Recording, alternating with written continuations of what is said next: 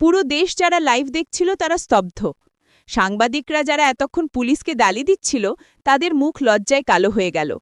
রোকসানা চেষ্টা করল দায় পুলিশের উপর দেবার। রাফসান কৌশলে তার কাপড়ে এসব ঢুকিয়ে দিয়েছে, এগুলো তার না, এসব বলে পার পেতেও চেষ্টা করলেও লাভ হলো না। লাইভে থাকায় সবকিছু পরিষ্কারভাবে সারা দেশের মানুষ দেখতে পাচ্ছে। ইন্সপেক্টর রাফসান এবার ক্যামেরার সামনে এলেন। তার কণ্ঠে আর সেই কাঠিন্য ছিল না, ছিল এক বিজয়ী সৈনিকের গাম্ভীর্য। আমরা গত 6 মাস ধরে একটি আন্তর্জাতিক মাদক চক্রকে অনুসরণ করছিলাম। আমাদের কাছে গোপন সূত্রে খবর ছিল এই চক্রটি মিডিয়া এবং প্রভাবশালীদের ব্যবহার করে মাদক পাচার করছে। রোকসানা মির্জা ছিলেন আমাদের প্রধান সন্দেহভাজন।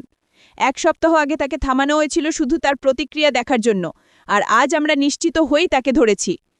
তিনি আরও বললেন, আপনারা পোশাক দেখে আমাদের বিচার করেন, কিন্তু এই পোশাকের আড়ালে আমাদের কতটা ধৈর্য, কতটা কৌশল আর কতটা ঝুঁকি নিয়ে কাজ করতে হয় তা আপনারা দেখেন না।